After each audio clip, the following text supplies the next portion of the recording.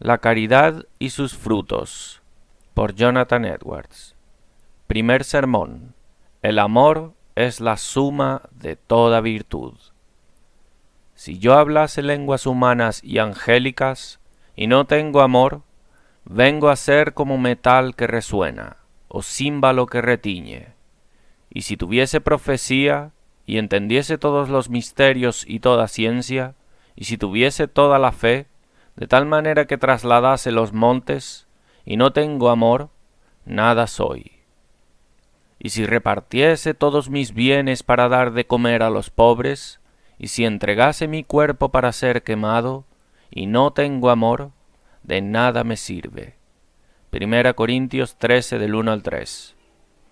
En estas palabras puede ser observado, primero, algo referido de importancia especial y peculiarmente esencial en cristianos, que el apóstol llama aquí caridad.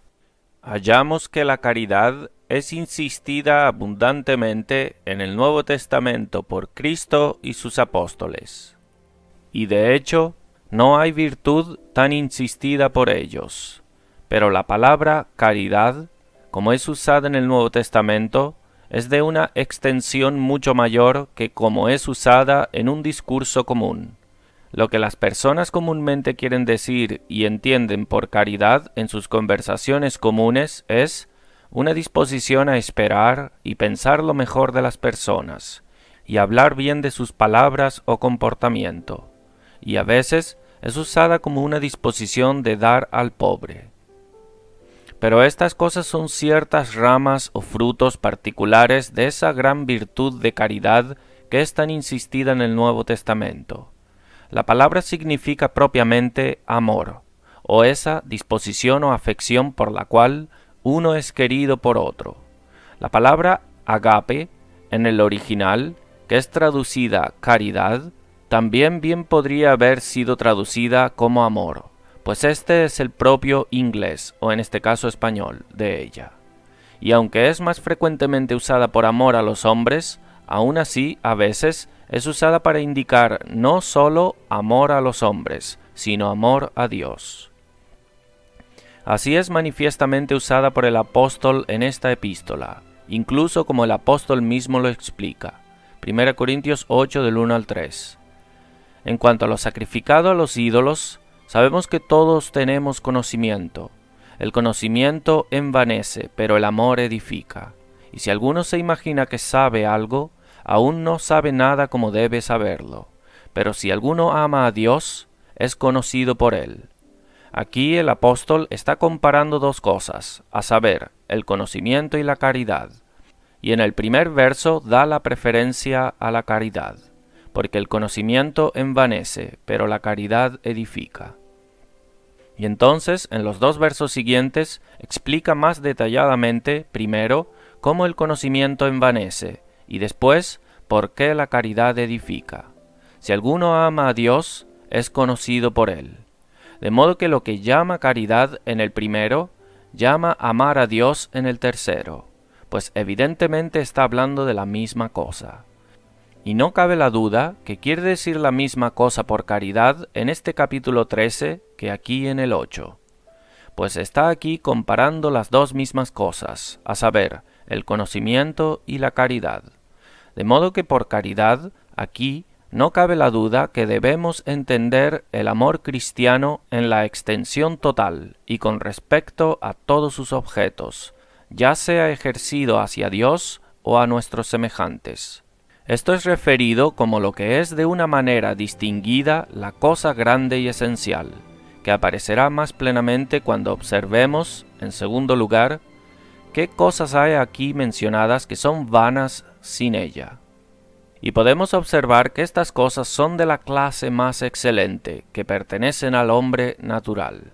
Aquí, las cosas más excelentes que los hombres naturales tienen son de dos clases, a saber, primero, de privilegios y segundo, realizaciones. Aquí son mencionados los privilegios más excelentes con los cuales los hombres naturales han sido favorecidos. Gran conocimiento. Las realizaciones más excelentes, dar todos los bienes para alimentar a los pobres. Tales cosas son mencionadas como en las que los hombres naturales especialmente son propensos a confiar. Están listos para confiar en sus privilegios, y especialmente tales privilegios extraordinarios. Están sobremanera listos para confiar en su conocimiento. Como el mismo apóstol observa, el conocimiento envanece. Así confiaban los fariseos. Eran sabios en sus propios engreimientos, y por eso fueron ofendidos sobremanera cuando Cristo parecía acusarles de ceguera.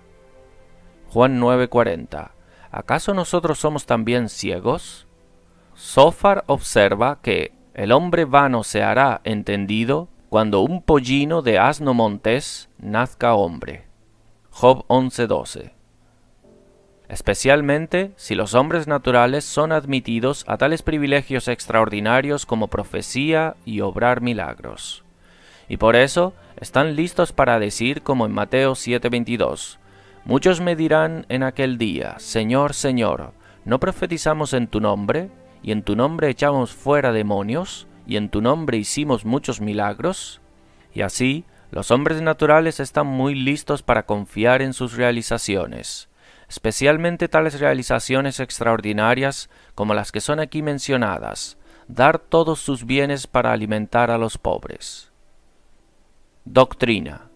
Toda la virtud que es salvífica y que distingue a los verdaderos cristianos de los demás es resumida en el amor cristiano o divino.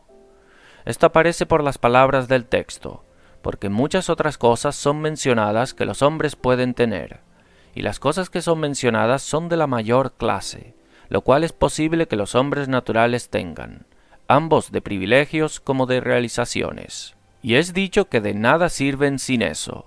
Si algunas de ellas fueran salvíficas, ellas valdrían algo sin eso. Y por el apóstol mencionar tantas y tan grandes cosas, y después decir que todas ellas no aprovechan en nada sin caridad, podemos entender que no hay nada que sirva de algo sin ella. Que un hombre tenga lo que quiera y que haga lo que quiera, no significa nada sin caridad. Lo cual ciertamente implica que la caridad es la gran cosa, y que todo lo que no tenga esto, de una u otra manera contenida o implicada en ella, no es nada, que significa tanto como que esta es la vida y el alma de toda la religión, sin lo cual las otras cosas que llevan el nombre de motivos son vacías y vanas, y particularmente la fe es aquí mencionada como no siendo nada sin ella, que la fe que no tiene amor, aunque sea a tal grado que los hombres puedan remover montañas, aún no es nada, es como una cosa vacía, vana, y como el cuerpo sin el espíritu. Al hablar de esta doctrina me gustaría, primero, decir algo de la naturaleza del amor divino, segundo, mostrar la verdad de la doctrina, y después hacer una aplicación. Primero, me gustaría decir algo de la naturaleza de un amor verdaderamente cristiano, y aquí me gustaría observar que todo amor verdaderamente cristiano es lo mismo en su principio. Pueden haber varios en sus ejercicios objetos, puede ser ejercido hacia Dios o hacia los hombres, pero es el mismo principio en el corazón, el cual es el fundamento de los ejercicios de un amor verdaderamente cristiano, ya sea a Dios o a los hombres. No es igual con ese amor santo que hay en los corazones de cristianos, como lo es con el amor de los demás hombres. El amor de los demás hombres hacia diferentes objetos pueden ser de principios y motivos diferentes, y con perspectivas diferentes, pero un amor verdaderamente cristiano, el amor no puede ser distinguido en sus principios. Todo amor cristiano es uno cuanto a sus principios. Sea el objeto al que sea ejercido, es la misma fuente en el corazón, aunque pueda fluir hacia diversos objetos, y por eso todo es adecuadamente incluido bajo un nombre, la caridad, como es en el texto. Que el amor cristiano es uno, en su principio, a cualquier objeto que fluya, aparece por las siguientes cosas. Primero, todo es por el mismo Espíritu, influyendo el corazón. Es por los soplos del mismo Espíritu que el amor de los cristianos surge, ambos hacia Dios y a hombres. El Espíritu de Dios es un espíritu de amor, y por eso cuando el Espíritu de Dios entra en el alma, el amor entra. Dios es amor, y quien tiene a Dios habitando en sí, por su Espíritu, tendrá el amor habitando en sí.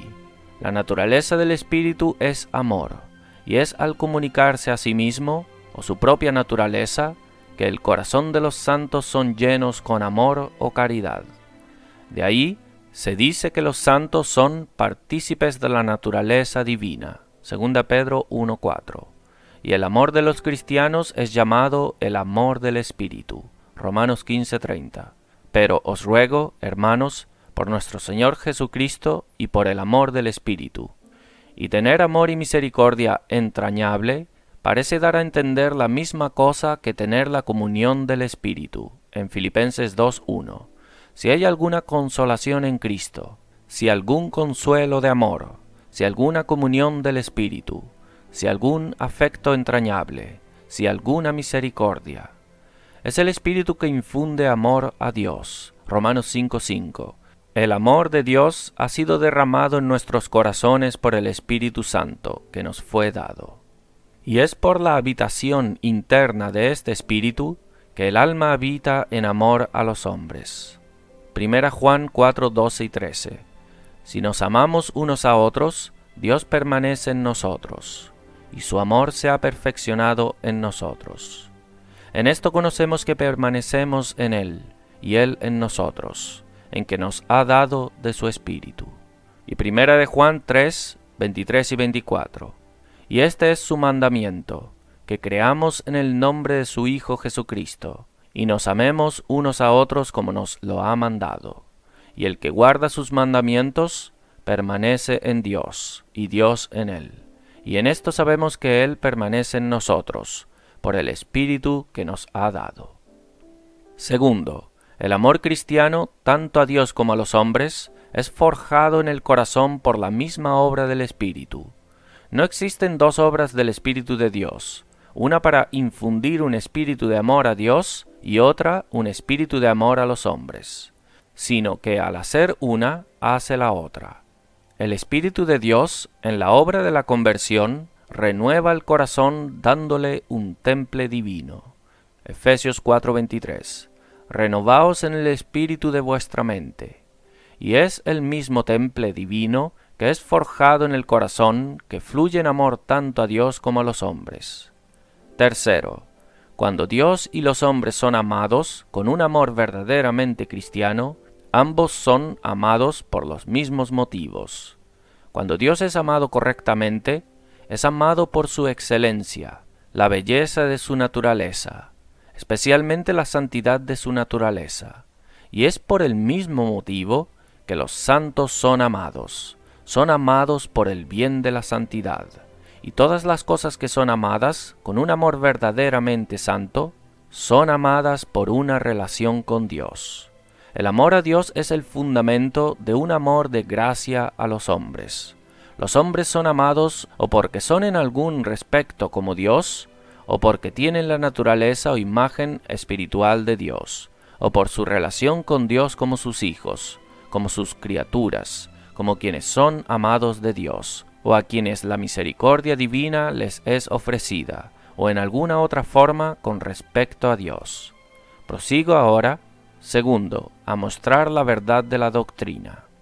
Primero, podemos arguir por lo que la razón enseña de la naturaleza del amor, y si debidamente consideramos la naturaleza del amor, dos cosas aparecerán. Primero, que el amor dispondrá a todos los actos apropiados de respeto a ambos, Dios y los hombres. Esto es evidente porque un verdadero respeto a ambos, Dios y a los hombres, consiste en amor. Si un hombre ama sinceramente a Dios, eso lo dispondrá a darle todo respeto apropiado. Los hombres no necesitan ninguna otra incitación a mostrar todo respeto apropiado sino el amor. El amor a Dios dispondrá a un hombre a dar honra a Dios. El amor dispondrá a darle culto y a adorarle, a reconocer con todo el corazón su grandeza y gloria y dominio. Así, El amor dispondrá a todos los actos de obediencia a Dios. El siervo que ama a su amo y el súbdito que ama a su príncipe será dispuesto a una sujeción y obediencia apropiada. El amor dispondrá a una persona a comportarse hacia Dios como un niño a un padre. Bajo dificultades, a recurrir a Dios por ayuda y a poner su confianza en Él. Es natural que las personas, en casos de necesidad o aflicción, vayan a aquellos que aman en busca de compasión y ayuda. Quienes aman a Dios serán dispuestos a dar crédito a su obra y a confiar en Él. Los hombres no son aptos a sospechar de la veracidad de aquellos por quienes tienen entera amistad. Así, el amor dispondrá a los hombres a alabar a Dios por las misericordias que reciben de Él. Los hombres son dispuestos a la gratitud por cualquier bondad que reciben de quienes ellos aman. El amor dispondrá al corazón a someterse a la voluntad de Dios. Las personas están muy dispuestas a que la voluntad de quienes ellos aman sea hecha que la de los demás. Ellos naturalmente desean que los que aman sean agradados y que las cosas sean conforme a ellos. Un amor y estima verdadero de Dios dispondrá al corazón a reconocer el derecho de Dios gobernar, y que es digno de eso, y así lo dispondrá a entregarse. El amor a Dios dispondrá a andar humildemente con Dios, pues quien ama a Dios será dispuesto a reconocer la distancia que hay entre Dios y él. Será conforme a quien ama a Dios exaltarlo y alzarlo por encima de todo, y pasar desapercibido ante él. Un cristiano verdadero se deleita en exaltar a Dios en su humillación, porque ama a Dios. Entonces, una consideración debida de la naturaleza del amor mostrará que dispondrá a los hombres a todos los deberes hacia sus prójimos.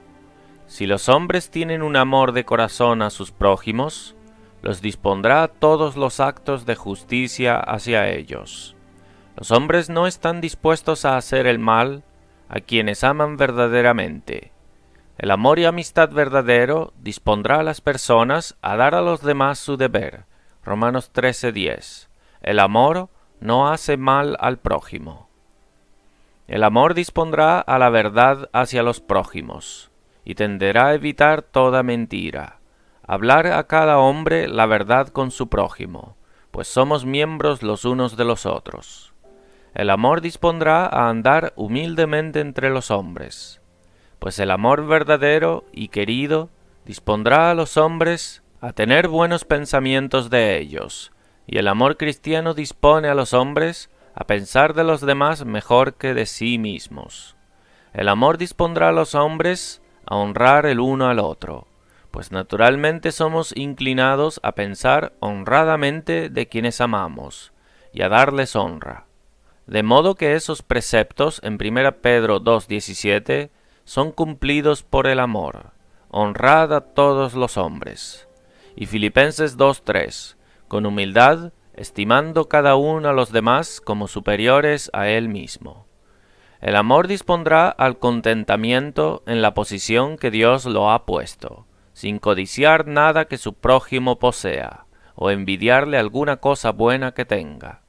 El amor dispondrá a los hombres a la mansedumbre y amabilidad en su comportamiento hacia sus prójimos, y a no tratarlos con cólera o violencia, sino con moderación y calma. El amor refrena y restringe un espíritu amargo, pues el amor no tiene amargura en sí, es una disposición y afección completamente dulce del alma. El amor evitará peleas y disputas, y dispondrá a la paz. El amor dispondrá a los hombres a perdonar injurias que reciben de sus prójimos. Proverbios 10:12. El odio despierta rencillas, pero el amor cubrirá todas las faltas. El amor dispondrá a los hombres a todos los actos de misericordia hacia nuestros prójimos, que están bajo alguna aflicción o calamidad, pues naturalmente estamos dispuestos a compadecernos de quienes amamos cuando son afligidos. Esto dispondría a los hombres a dar a los pobres y soportar las cargas los unos de los otros, a llorar con los que lloran y a alegrarse con los que se alegran. El amor dispondría esos deberes que deben el uno al otro en sus varias posiciones y relaciones. Dispondría una gente a todos los deberes que deben a sus gobernantes, a darles toda esa honra y sujeción que se le deben. Y dispondrían a gobernantes a gobernar a la gente sobre quien son puestos justamente, a buscar con sinceridad el bien de ellos. Dispondría una gente a todo deber apropiado a sus ministros, a escuchar sus instrucciones y consejos, a someterse a ellos en la casa de Dios y a ayudarlos. Y dispondría a los ministros a fiel y ardientemente buscar el bien de las almas de su pueblo. El amor dispondría todo comportamiento adecuado entre maridos y mujeres, y dispondría a los hijos a obedecer a sus padres, a los padres no provocar a sus hijos a la ira, a los siervos ser obedientes a sus señores, a no servir al ojo, sino con un corazón sincero, y a los señores a ejercer amabilidad y bondad hacia sus siervos.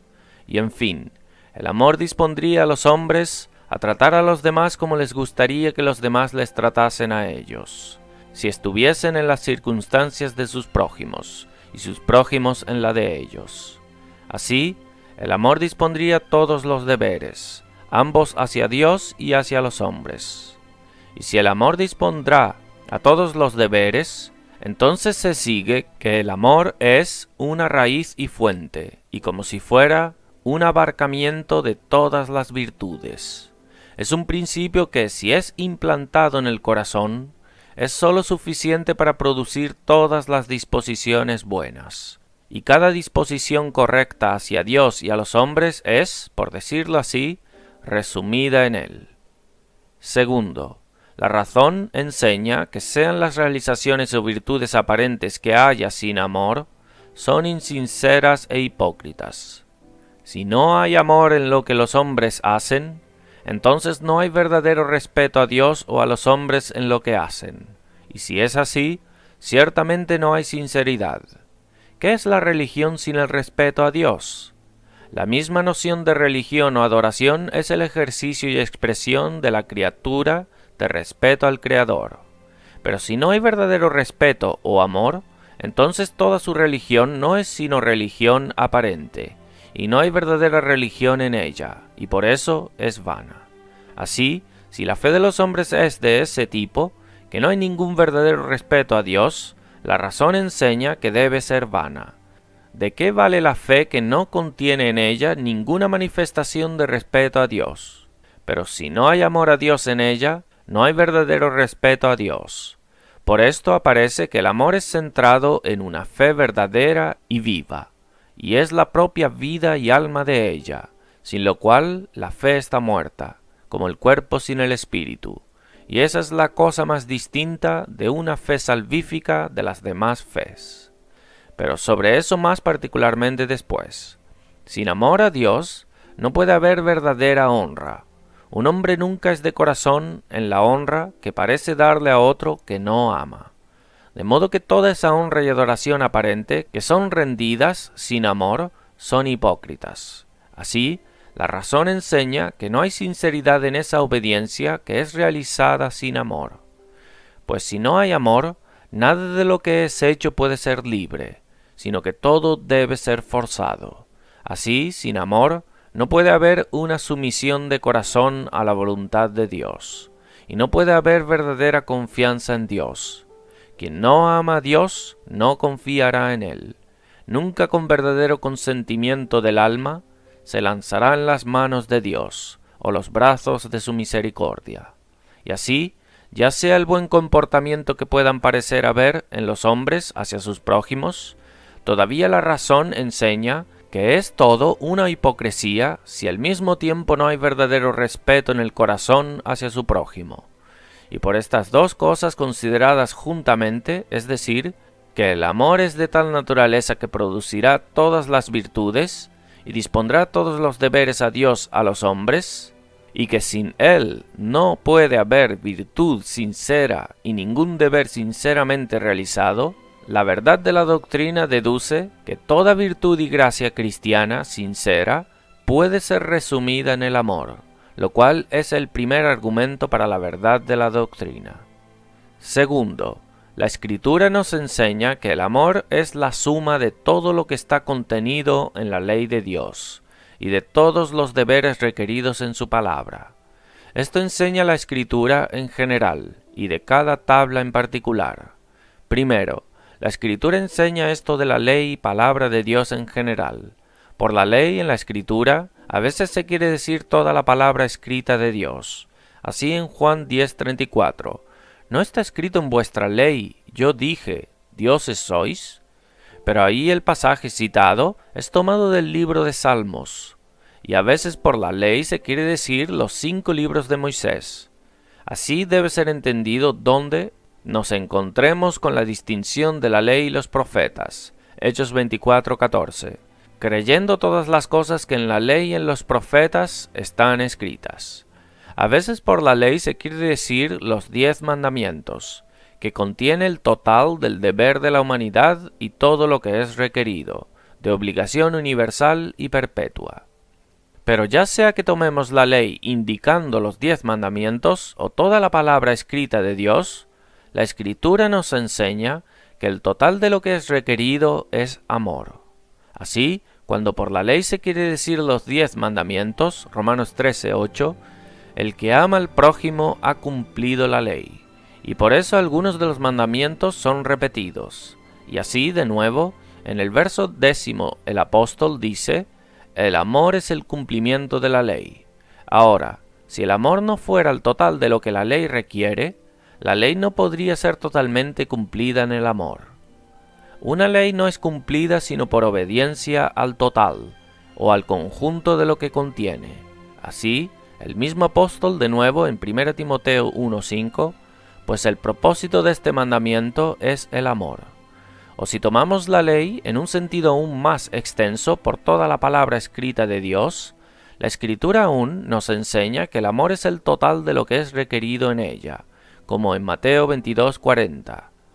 Ahí Cristo enseña en esos 2 preceptos de amar a Dios con todo el corazón, y a nuestro prójimo como a nosotros mismos. Depende toda la ley y los profetas, es decir, toda la palabra escrita de Dios. Pues lo que en ese entonces era llamado la ley y los profetas, era toda la palabra escrita de Dios que entonces existía. Segundo, la Escritura enseña esto de cada tabla de la ley en particular. Ese mandamiento, amarás al Señor tu Dios con todo tu corazón, y con toda tu alma, y con toda tu mente, es dado como el total de la primera tabla de la ley, en el capítulo 22 de Mateo, en respuesta a la pregunta del doctor de la ley, que le preguntó, ¿cuál es el mayor mandamiento de la ley? Versos 36 al 38. Maestro, ¿cuál es el gran mandamiento en la ley? Jesús le dijo, amarás al Señor tu Dios con todo tu corazón, y con toda tu alma, y con toda tu mente. Este es el primer y grande mandamiento. Y en el siguiente verso, amar a nuestro prójimo es mencionado como el total de la segunda tabla, como está en Romanos 13:9, donde los preceptos de la segunda tabla son repetidos en particular. Porque no adulterarás, no matarás, no hurtarás, no dirás falso testimonio, no codiciarás, y cualquier otro mandamiento, en esta sentencia se resume, amarás a tu prójimo como a ti mismo.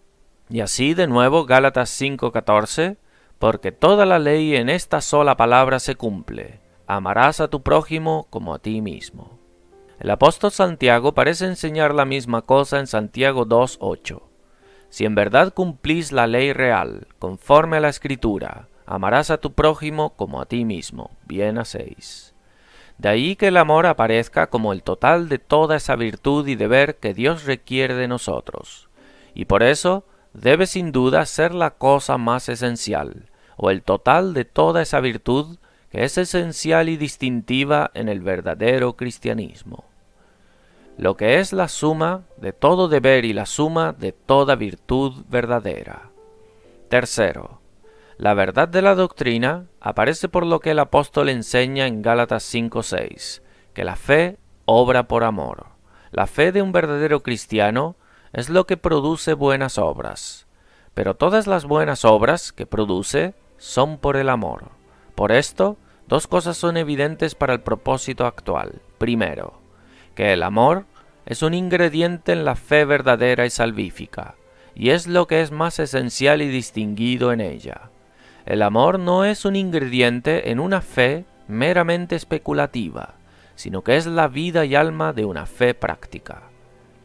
Una fe verdaderamente práctica y salvífica es luz y calor unidos, o luz y amor. Lo que es solo especulativo es solo luz sin calor, pero en lo que carece de calor espiritual o amor divino es vana y no sirve para nada.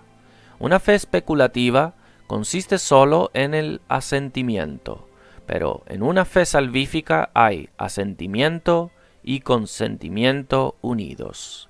Esa fe que solo tiene el asentimiento del entendimiento no es mejor fe que la que los diablos tienen, pues los diablos tienen fe en tanto que pueda ser sin amor. Los diablos creen y tiemblan. Ahora, el consentimiento verdadero espiritual del corazón no puede ser distinto del amor del corazón. Quien cuyo corazón consiente a Cristo como un Salvador, ama a Cristo bajo esa noción, a saber, de un Salvador. Pues el corazón, sinceramente, consentir el camino de salvación por Cristo, no puede ser distinto de amar el camino de salvación por Cristo. Hay un acto de elección en una fe verdadera y salvífica, por la cual el alma elige a Cristo como su Salvador y lo acepta y abraza como tal. Pero, como fue observado antes, la elección por la que elige a Dios y Cristo es un acto de amor. Es un amor de elección. Hay amor en el alma que abraza a Cristo como un Salvador. La fe es un deber que Dios requiere. Se nos es mandado creer, y la incredulidad es un pecado prohibido por Dios. La fe es un deber requerido en la primera tabla de la ley y en el primer mandamiento, y por eso se seguirá que es incluido en ese gran mandamiento: amarás al Señor tu Dios con todo tu corazón, y con toda tu alma, y con toda tu mente. Mateo 22:27. Y así se seguirá que el amor es la cosa más esencial en una fe verdadera. Que el amor es la propia vida y alma de una fe verdadera es especialmente evidente por este lugar. Gálatas 5:6, del apóstol Pablo, a saber, que la fe obra por el amor, y Santiago, comparado junto, porque como el cuerpo sin espíritu está muerto, así también la fe sin obras está muerta. La naturaleza del obrar, actuar de alguna cosa, es su vida. Lo que hace que los hombres llamen a alguna cosa viva es porque observan una naturaleza activa en ella. Esta naturaleza del obrar actuar en el hombre, es el espíritu que está en él. Por eso, como el cuerpo sin el espíritu está muerto, así la fe sin una naturaleza que obra también está muerta. Y si queremos saber lo que es esta naturaleza operante, la cual es una fe verdadera, el apóstol nos dice en Gálatas 5:6, nos dice que la cosa por la cual la fe obra es el amor. Es el amor que es este espíritu activo operante que hay en una fe verdadera, que es su misma alma sin la cual está muerta. Como el apóstol en las palabras del texto nos dice, que la fe sin caridad o amor no es nada, aunque sea de tal grado como para remover montañas. Y cuando el apóstol dice en el verso 7 del contexto, que la caridad cree todas las cosas, espera todas las cosas, posiblemente se refiere a esas mismas grandes virtudes de creer y esperar, o fe y esperanza en Dios, con lo cual compara la fe en otras partes del capítulo, y particularmente en el último verso. Y ahora permanecen la fe, la esperanza y el amor, estos tres. El apóstol en el 7º verso muestra la preferencia de la caridad, o amor, que a las otras dos de la fe y esperanza, incluyéndolas en ella, pues la caridad cree todas las cosas, espera todas las cosas. Este es probablemente el significado del apóstol, y no como es vulgarmente entendido de creer y esperar lo mejor de nuestro prójimo. pero posiblemente más de esto en alguna otra oportunidad, permitiéndolo Dios.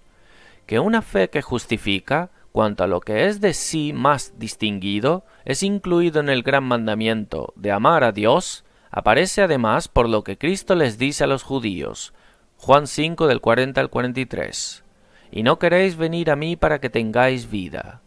Gloria de los hombres no recibo, mas yo os conozco, que no tenéis amor de Dios en vosotros. Yo he venido en nombre de mi Padre, y no me recibís. Si otro viniere en su propio nombre, a ese recibiréis». Segundo, es además manifiesto por este lugar, Gálatas 5:6, del apóstol, en el que habla de la fe como obrando por el amor, que todos los ejercicios cristianos del corazón y obras de vida son por el amor, pues somos sobradamente enseñados en el Nuevo Testamento que toda santidad cristiana es empezada con fe en Jesucristo. Toda obediencia cristiana es en la Escritura llamada la obediencia de la fe. Romanos 16:26. Se ha dado a conocer a todas las gentes para que obedezcan a la fe. La obediencia aquí referida es sin duda la misma que aquella mencionada en el capítulo anterior, Romanos 15:18. Porque no osaría hablar sino de lo que Cristo ha hecho por medio de mí para la obediencia de los gentiles, con la palabra y con las obras. Y el apóstol nos dice que la vida que ahora vivía en la carne, vivía por la fe del Hijo de Dios, Gálatas 2:20. Y con frecuencia se nos dice que los cristianos viven por la fe, lo cual lleva en sí tanto como que todas las gracias y ejercicios santos y obras de su vida espiritual son por la fe. Pero, ¿cómo obra la fe estas cosas? En este lugar, en Gálatas, obra lo que sea que obre, y eso es por amor. De ahí que la verdad de la doctrina resulte, y que es de hecho para que todo lo que es salvífico y distinguido en el cristianismo consista radicalmente y sea resumidamente abarcado en el amor. Aplicación. Primero, el uso de esta doctrina puede ser de examen. Segundo, el uso puede ser de instrucción en varias inferencias. Tercero, el uso puede ser de exhortación. Primero, en vista de la doctrina, vamos a examinarnos y ver si tenemos el espíritu que lo ordena. Por el amor a Dios brota el amor al hombre. Como dice el apóstol en 1 de Juan 5:1, todo aquel que cree que Jesús es el Cristo es nacido de Dios, y todo aquel que ama al que engendró, ama también al que ha sido engendrado por él. ¿Tenemos este amor a todos los que son hijos de Dios? Este amor también lleva a esos que lo poseen a regocijarse en Dios, y a adorarlo y magnificarlo.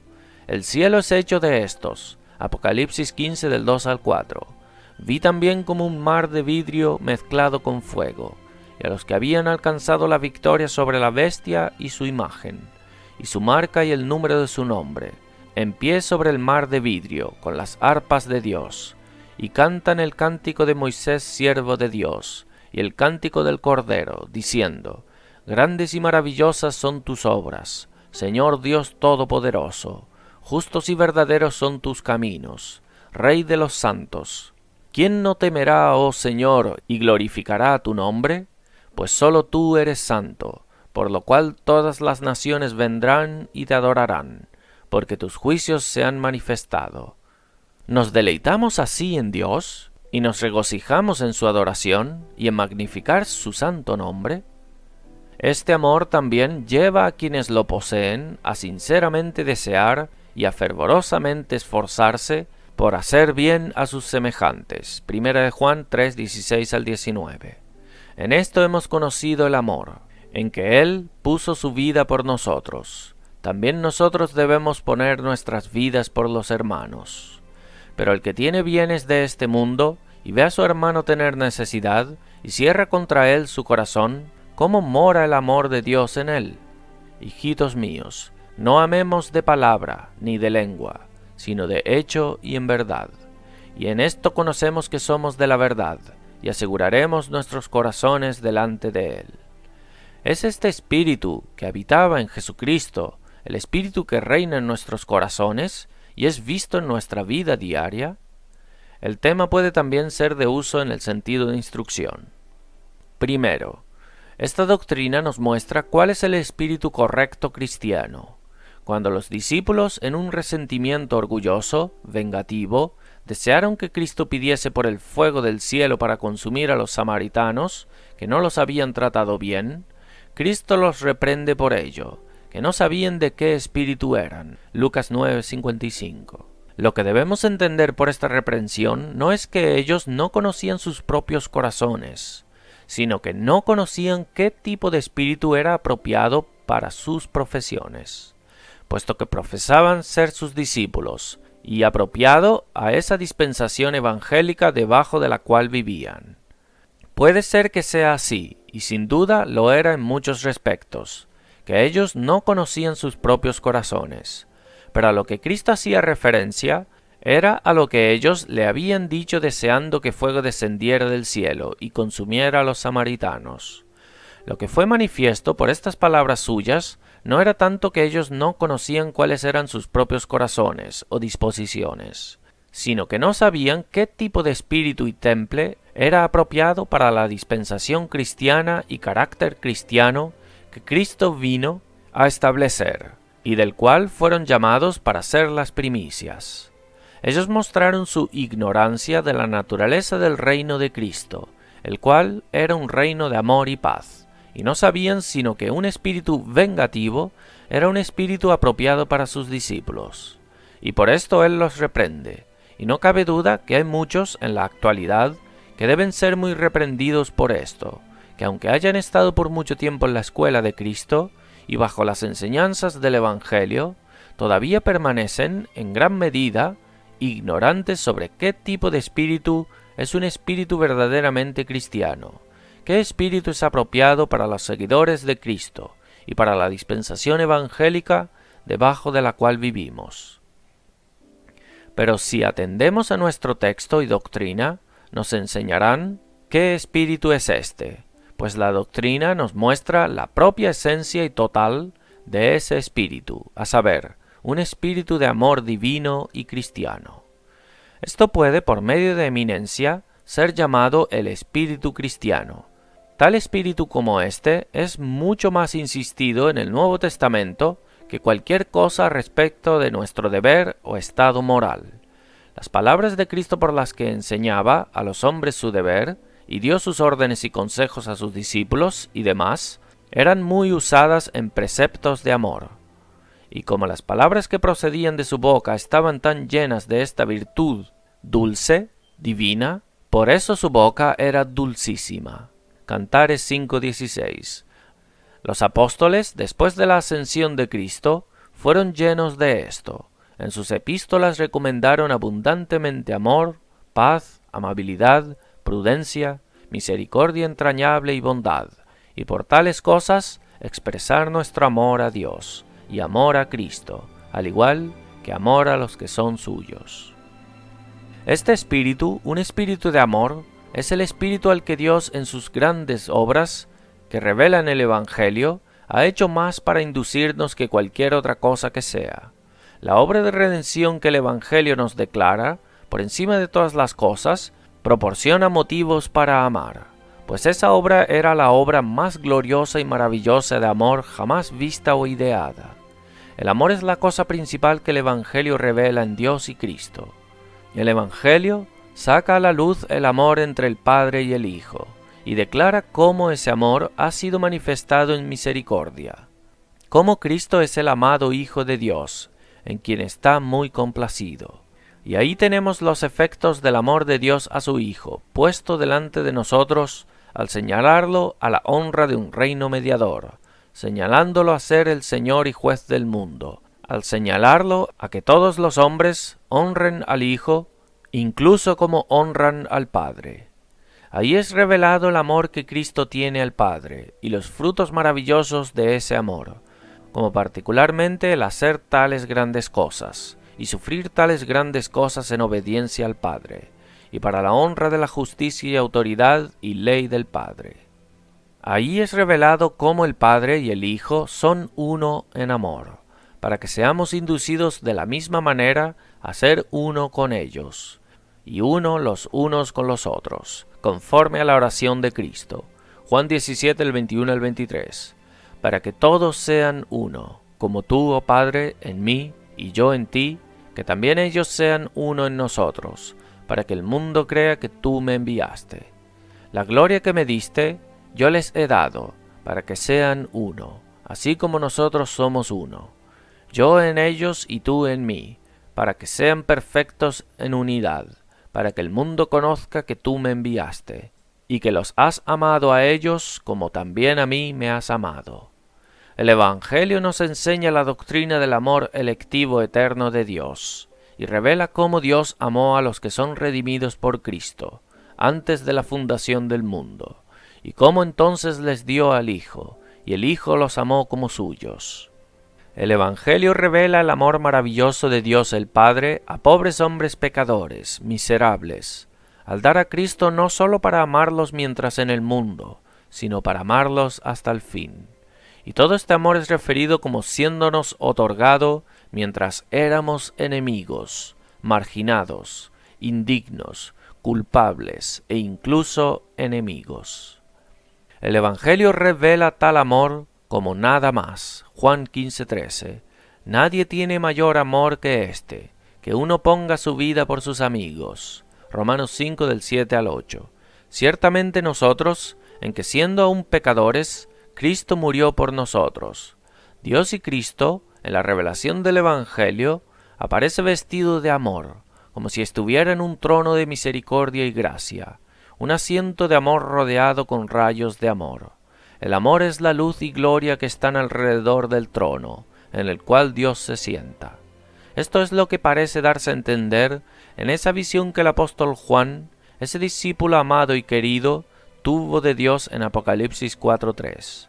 Nos dice que cuando tuvo una visión de Dios en su trono, había un arco iris alrededor del trono, semejante en aspecto a la esmeralda. Es decir, Dios al sentarse en su trono, estaba rodeado con un círculo de luz sobremanera dulce y agradable, agradable como los colores bellos del arco iris, como una esmeralda. Esto representa que la luz y la gloria con la que Dios aparece rodeado en el Evangelio es especialmente la gloria de su amor y alianza de gracia, pues el arco iris sabes que fue dado como señal del amor de Dios y alianza de gracia a Noé. Por eso, este espíritu, un espíritu de amor, es el espíritu al cual la revelación del Evangelio especialmente ofrece motivos e incitaciones. Y este es especial y eminentemente el espíritu cristiano, el espíritu correcto del Evangelio. Segundo, si es así, todo lo que es distintivo y salvífico y verdadero cristianismo es resumidamente incluido en el amor. Entonces, ahí los cristianos pueden probar su experiencia de si es una experiencia cristiana real. Si es así, tienen amor en ellos, obra por el amor o resultan amor. Si las personas tienen una luz verdadera en sus almas, como fue dicho antes, no es luz sin calor. Verdaderos descubrimientos excitan amor en el alma y atraen al corazón en amor. Disponen a amar a Dios como el bien supremo. Unen al corazón en amor a Cristo. Inclinan al corazón a fluir en amor al pueblo de Dios. Disponen al corazón a amar a toda la humanidad. Cuando las personas tienen un verdadero descubrimiento de la suficiencia y excelencia de Cristo, este es el efecto. Cuando las personas tienen la experiencia de una creencia correcta, de la verdad del Evangelio, esa creencia viene acompañada de amor. Aman a quien creen que es el Cristo, el Hijo del Dios viviente. Cuando la verdad de las doctrinas y promesas gloriosas del Evangelio es vista, esas doctrinas y esas promesas son como muchos lazos que se apoderan del corazón para atraerlo en amor a Dios y a Cristo. Cuando las personas tienen la experiencia de una verdadera confianza y dependencia en Cristo, dependen de Él con amor, y así lo hacen con el deleite y consentimiento sincero del alma. La esposa se sentó bajo la sombra de Cristo con gran deleite, descansó dulcemente bajo la sombra de su protección, porque ella lo amaba. Cantares 2:3. Cuando las personas tienen la experiencia de verdadero consuelo y alegría espiritual, atraen al corazón en amor. Su alegría es la alegría de la fe y amor. No se alegran en sí mismos, sino que Dios es su suma alegría. Cuando las personas tienen la experiencia de una esperanza verdadera, su esperanza viene acompañada del derramamiento del amor de Dios en el corazón, y así tiene la evidencia de una esperanza que es verdadera, y no avergüenza. Romanos 5:5. Y la esperanza no avergüenza, porque el amor de Dios ha sido derramado en nuestros corazones por el Espíritu Santo que nos fue dado. Tercero, esta doctrina muestra la amabilidad y hermosura de un espíritu cristiano. Es un espíritu celestial. Cuarto, esta doctrina muestra el agrado de una vida cristiana. De ahí podemos aprender la razón por la que la contención es una cosa que tiende tanto a arruinar la religión. Esto se nos dice que hace en la Escritura, Santiago 3:16. Porque donde hay celos y contención, allí hay perturbación y toda obra perversa. Y vemos que es así por abundante experiencia. Cuando contención entra en un lugar, parece que impide todo bien, y si la religión ha estado floreciendo anteriormente, la humedece en el presente y la ahoga, y todo lo que es malo florece en ese momento. Y por esta doctrina podemos ver claramente su razón, pues muestra que la contención está directamente en contra de aquello que es la suma de todo lo que es esencial y distintivo en el verdadero cristianismo, que es un espíritu de paz y amor. Por tanto, no es de admirar que el cristianismo no consiga florecer en un tiempo de conflicto y contienda.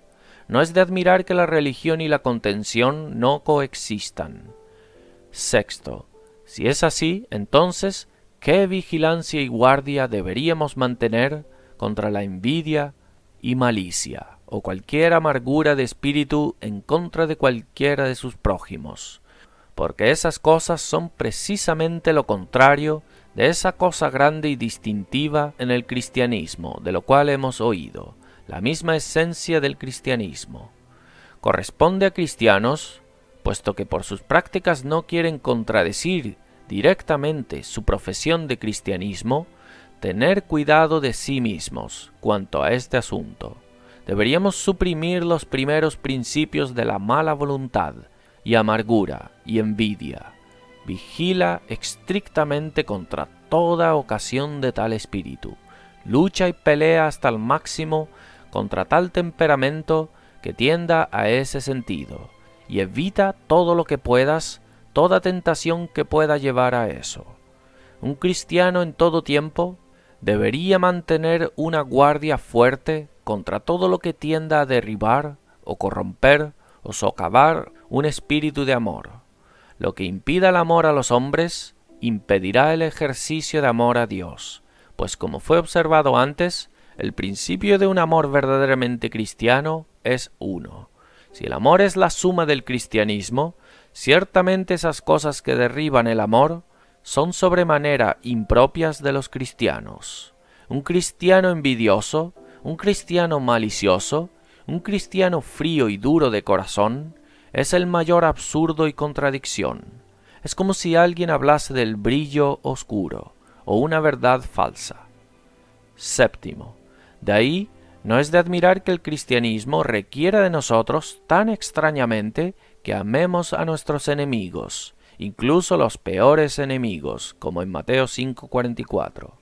Pues el amor es el mismo temple y espíritu de un cristiano, es la suma del cristianismo, y si consideramos las incitaciones que tenemos delante de nosotros para amar a nuestros enemigos, en lo que el Evangelio revela del amor de Dios y Cristo a sus enemigos, no podemos asombrarnos de que se nos requiera amar a nuestros enemigos y bendecirlos, y hacerles bien, y orar por ellos, para que seáis hijos de vuestro Padre que está en los cielos, que hace salir su sol sobre malos y buenos, y que hace llover sobre justos e injustos.